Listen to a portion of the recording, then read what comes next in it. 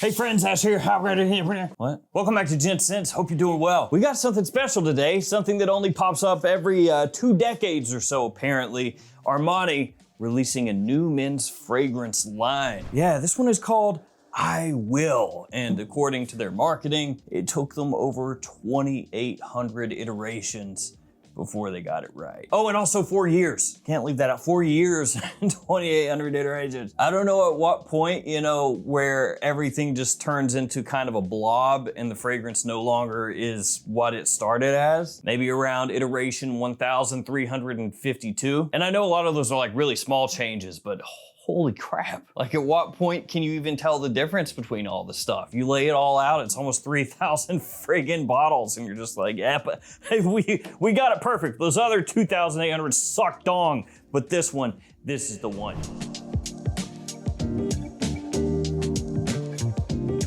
So yeah, this bad boy just launched. I paid $170 retail for it. Also, you're probably gonna see a whole lot of marketing behind this because they pushed like little lab sample bottles to everybody, except me. I actually didn't get one. Mother.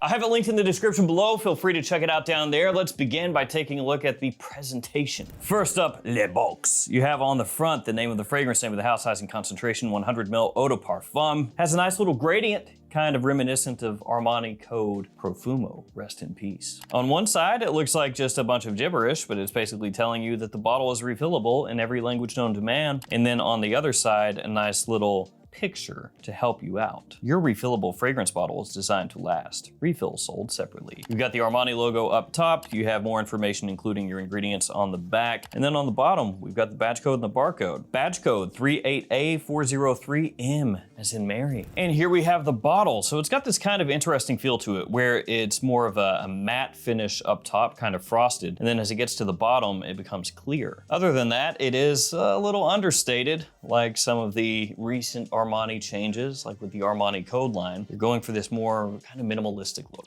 So yeah, on the front, I Will, Giorgio Armani, has that nice gradient that's on the box, also on the bottle. Got a sticker on the bottom, which has your badge code, Giorgio Armani logo on top of the cap. Unfortunately, the cap is not magnetic. Really a missed opportunity, would have tied the whole thing together. They didn't do it. Then you also have a little GA on top of the atomizer as well. What do you say we go ahead and blast a couple sprays out? Here we go.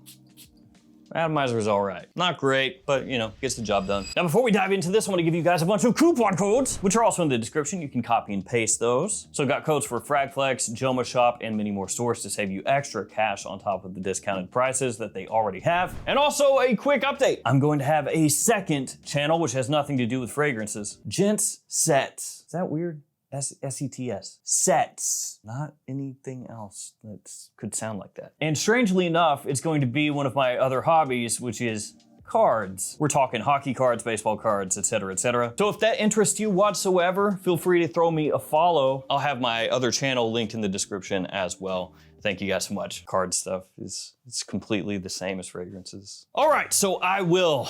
How does this thing smell? Is it any good? This one opens up really polished. It has this kind of balance between fresh and sweet as soon as you spray it on. You get a little sparkling citrus, a nice bit of warm spice in there as well, and one of the main notes that you're going to pick up the entire way through, vanilla. It is sweet, but it's also balanced off the top because you have that fresh aspect as well, so it doesn't go full on into a syrupy mess when you first spray it on. You also get this lightly sparkling, almost like aromatic cloud that kind of wafts through the opening as well, but it is definitely trendy. And what I mean by that is, when you smell this, and we'll talk about this maybe a little bit more as the review goes on, but it smells like it has been focus grouped into a living death. Now, I'm not saying the fragrance smells like a living death. It doesn't smell like a weird zombified fragrance corpse or anything like that. But this abso-friggin-lutely smells like the higher ups at Armani went like, hey,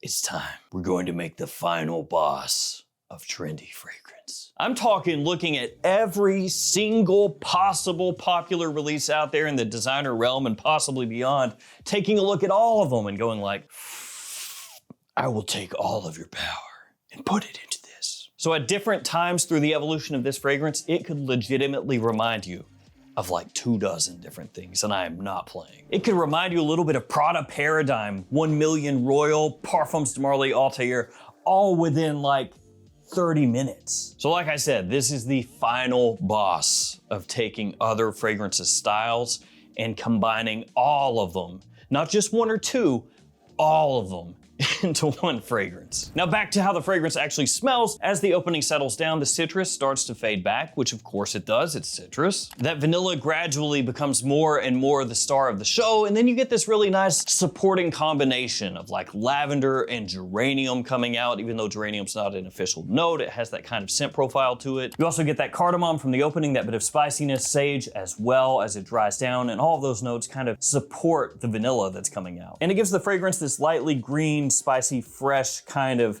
counterpoint to the vanilla that keeps the fragrance from going full on gourmand. The vanilla itself is sugary, a little bit sugary, but not really syrupy. So it's not that kind of vibe where you smell it and it's just like, oh, you know, thick and heavy and dense. It's just, like I said before, really smooth, and it's calibrated for instant appeal. Like that's what they're going for, and it's very obvious. And one thing I do have to say about I Will is that for somebody looking for something unique or different, that's not this. Like I said, if you've been keeping up with a lot of the releases, both designer and niche, over the past number of years, you're going to smell this and think, yeah, it's got bits and pieces, bits and bobs of 50 different things in it. And that's going to lead to a ton of hate. A lot of people are gonna say this is absolute trash, that it sucks, it's terrible. And at the end of the day, it is completely devoid of any kind of artistry. So if you're looking for that, you ain't gonna find it here. This is like a Thomas Kincaid painting, right? Or Bob Ross, shout out to the man. Rest in peace. If you're hardcore into painted art, you're probably gonna look at those and be like, this is for peasants. Plebs would enjoy this. My taste is exquisite. This is garbage. No better than kindling for a fire. And everybody gets it, right? They're made to just be appealing. They look nice. Good to put on the wall and you just go, I like that. It's not bad. Pretty good. This is like that, only as a fragrance. Because I will tell you, this is an effing weapon. I sprayed this bad boy on for the first time. There were people over. It was goofy. Legitimately, as soon as it hit the air, like it hit my skin and dissipated, and it was like head snapped, kind of like a horror movie. Everybody whipped around. It's like, what is that? What did you just spray? It smells good. What is that? I haven't had a reaction like that in a long time. Just as far as people instantly being like, what is that? I need to know, thank you very much. So 0% revolutionary artistry, none. I don't give a crap if they did 15,000 iterations, which they might as well have, who cares? Just keep ramping that number up, baby. But 0%, 100% mass appeal. It's basically all the things that people look for. Fresh, clean initially, aromatic, sweet, sexy, warm, modern, approachable, yada, yada, yada. It's what it is. And as it heads into the mid, it opens up even further into what it really wants to be, and that is, at the end of the day, a vanilla fragrance. The vanilla is the undisputed star. You also get this kind of tonka vibe that comes in underneath the vanilla, lends it a little more warmth. And it also gives the fragrance more of like this full, enveloping kind of scent profile. And that vanilla tonka combo takes on kind of a subtle creaminess as it dries down as well. And what keeps everything moving along and keeps it smelling really pleasant in the air is that sort of sparkling aromatic edge that carries over also. Now, it's not anywhere near as prominent as the vanilla is. It's kind of like working in the background. You know, it's not getting as much respect, it's not getting as much credit, but it really does prove to be one of the bigger parts of the scent, because that little sparkle, that lift that it kind of gives off, keeps the vanilla from feeling just heavy and, like I said before, dense. It makes it more wearable, it makes it more approachable, it makes it less like a dessert kind of scent. It makes the vanilla feel illuminated instead of buried under its own weight. And as you head through the latter part of the mid into the dry down, the wood leather accord starts to come out, or the leather and woody accords. But if you're expecting any kind of aggressiveness from those notes, you'll be disappointed, because the leather here, you know, it's gonna be one of those more subtle, smooth, suede kind of leather notes. The woodiness, really clean, nothing dark at all about the scent, even though, you know, they kind of went dark with the bottle. Those notes work almost entirely as support for the vanilla itself. more than anything. And then that spicy floral concoction from the opening that was kind of a support, that's still there in the mid, but it also fades back a little bit as the vanilla comes up more. And once you hit the far dry down, we're talking multiple hours in, it does switch up a little bit. The vanilla's still there, but now it's more of like your typical bourbon vanilla, and the woodiness becomes much more pronounced. Now, it's still not like a dark, heavy, imposing type of woody aspect. It's still very modern with a little bit of a spicy kick to it, you know, slightly peppery to an extent when you smell it, but it's still working hand in hand with that vanilla to kind of accentuate the vanilla note, which I think is actually handled really, really well, because at no point, even though this is a vanilla fragrance, so you're gonna have sweetness built in from the opening into the dry down, but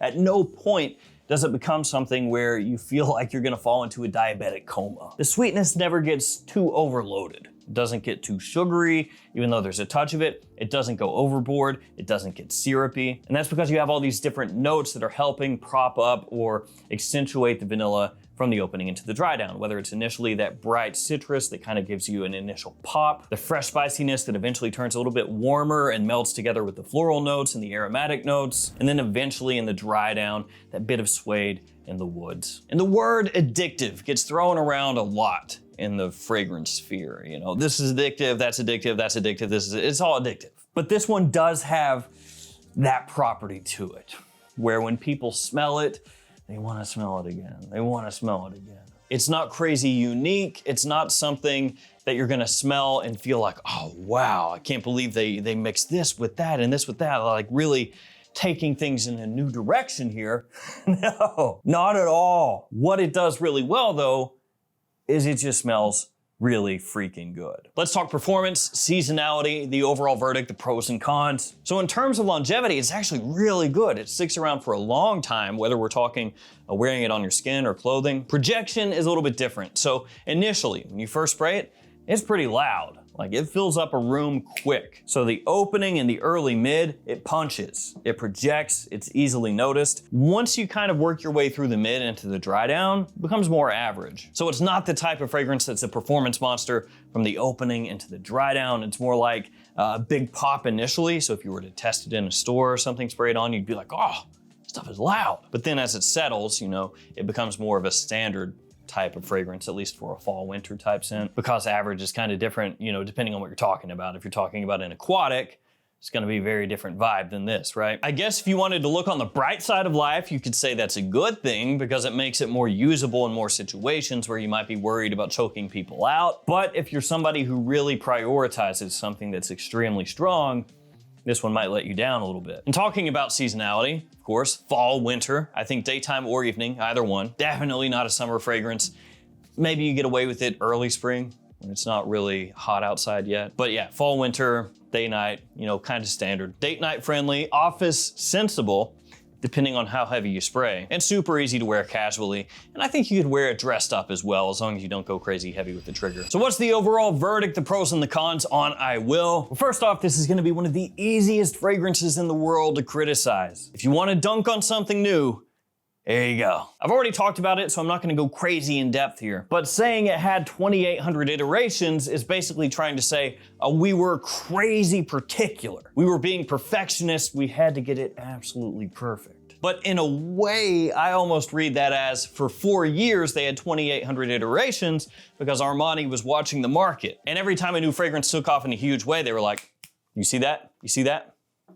That one right there. Give me some of that, give me some of that. And they just kept doing that for 4 years. So every time a new release dropped that was huge, they took a little bit of that. Another one happened, ooh, take a little bit of that. Another one, ooh, take a little bit of that. And then eventually, after you combined all of that together into whatever the initial idea was here, 2,800 iterations later, they said, now's the time, drop it. Almost like they were waiting for the apex of the wave to happen for them to drop the scent into that trend and ride it out. Now, maybe I'm completely wrong. I could be, but that's just kind of, you know, how it reads to me. Sweet vanilla, check. Tonka warmth, check. Clean aromatic masculinity, check. Cardamom, polished woods, check, check. Soft leather, fresh green aromatics, double check. Slightly sugary sexiness with fresh cleanliness, double check. Nothing challenging whatsoever.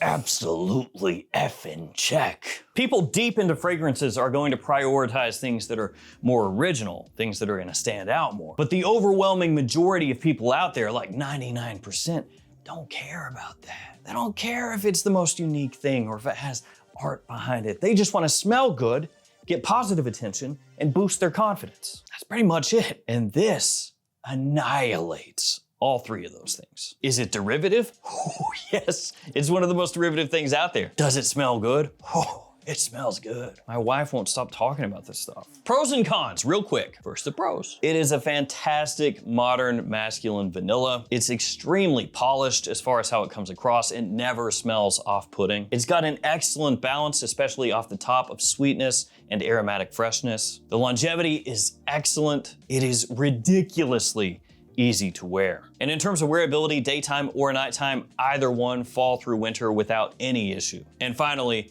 it is a massive compliment puller, if that's important to you. Now the cons, it is almost comically unoriginal. It feels like it's been assembled from every single current trend, and somehow 2,800 iterations ended up making the most safe fragrance in the world, which is actually a pro for a lot of people, so keep that in mind. Projection is more average once you get out of that first part of the mid, and I guess you could say 170 bucks at full retail is a little bit more on the pricey side. So overall, if you're somebody that hates the current vanilla trend in fragrances, sorry, you're probably really gonna hate this. Outside of that, I think it's crazy wearable, smells great, people love the way that it comes across. And with me really loving vanilla, I think this stuff smells awesome. So there we go, I will. I wanna thank you guys for hanging with me. Stay safe out there, take care of yourselves. See you tomorrow with another fragrance video. See you guys.